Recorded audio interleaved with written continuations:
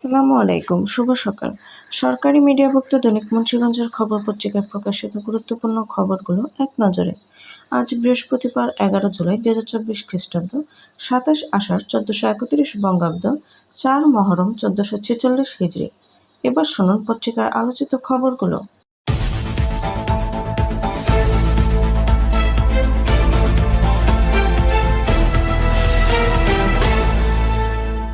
টেকসই উন্নয়নে পরিকল্পিত ও দক্ষ জনসংখ্যার গুরুত্ব অপরিসীম। রাষ্ট্রপতি। টেকসই উন্নয়ন নিশ্চিত করতে পরিবার পরিকল্পনা গুরুত্বপূর্ণ। প্রধানমন্ত্রী। কৃষিখাতে ঈর্ষণীয় সাফল্য অর্জিত হয়েছে। অ্যাডভোকেট সোহানা তাহমিনা।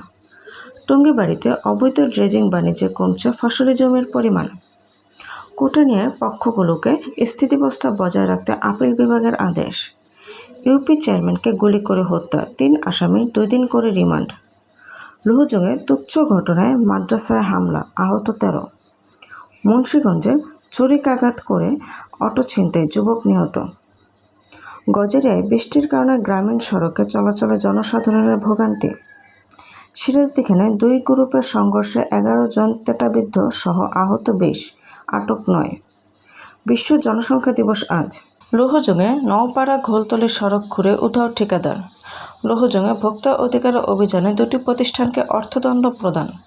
মুন্সিগঞ্জে সরকারি হরগঙ্গা কলেজ রিভার স্কাউট গ্রুপের বৃক্ষরোপণ কর্মসূচি অনুষ্ঠিত। প্রধানমন্ত্রীর কাছে বাবা হত্যাকারীদের ফাঁসি চায় শিশু সেজদা। পঞ্চশহর ইউনিয়ন স্বাস্থ্য ও পরিবার কল্যাণ কেন্দ্র পরিদর্শন। টঙ্গীবাড়িতে জাল দলিল সৃজন করায় আদালতে মামলা। মুন্সিগঞ্জ জেনারেল হাসপাতালে একই দিনে 6 নারীর সিজারিয়ান অপারেশন। র্যাবের পৃথক অভিযানে মাদকসহ গ্রেফতার 3। বৈদ্যুতিক গাড়ি ও নবায়নযোগ্য বিদ্যুৎ খাতে $28 কোটি চীনা বিনিয়োগ। এমনই নিত্য নতুন সকল খবর সবার আগে পেতে অভিযাত্রা চ্যানেলটি সাবস্ক্রাইব করে পাশে থাকা বেল আইকনটি ক্লিক করে আমাদের সাথে থাকুন। ধন্যবাদ।